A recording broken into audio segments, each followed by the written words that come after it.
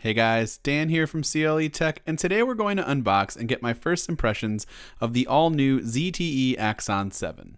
So let's get into it.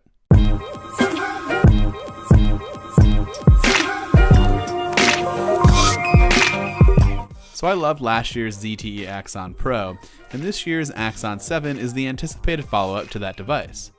The Axon comes in this fancy all-white box, and aside from the phone itself, you do get a few additional accessories included in the box. So inside you'll find your quick charge wall adapter, a USB-C cable, and a pair of headphones that match the white and gold color scheme found throughout. You will also get some information guides, an additional screen protector, a clear TPU case, SIM card ejection tool, and a micro USB to USB-C adapter. Now for those of you who might not know, this phone is only $399 off contract and goes right up against the OnePlus 3 in both price and specs.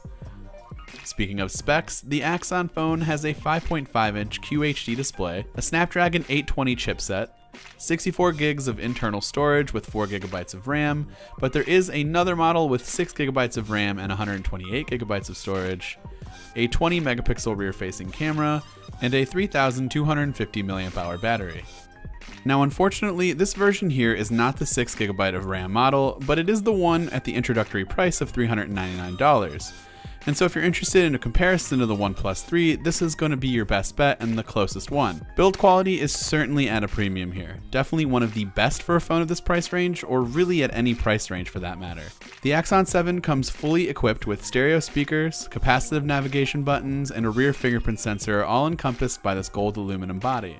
The device feels great in the hand, and all of the buttons and ports are placed in pretty much standard and acceptable places. Now, I've only had this phone for roughly 24 hours, and so far I have been a bit disappointed with the software. Last year, the thing I loved most about the Axon Pro is the fact that it ran a very clean and minimal version of Android, almost pure Android.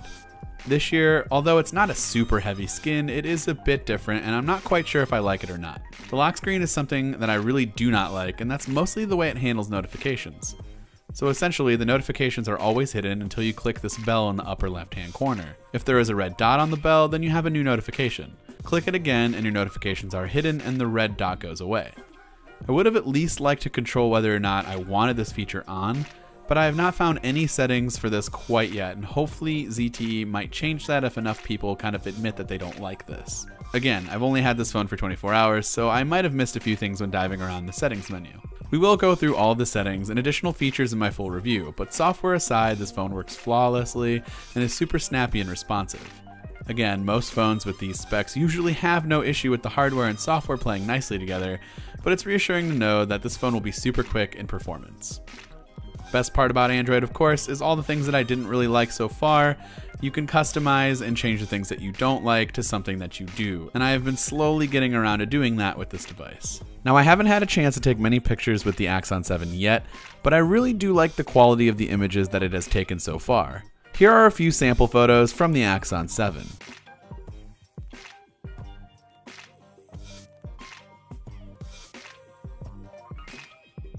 As you can see, this 20 megapixel sensor will be more than enough for you everyday smartphone photographers, and we'll get into more information in my full review about this camera. Finally, the last thing that I would like to point out is the sound quality that comes from this phone in both the stereo speakers and when using wired headphones.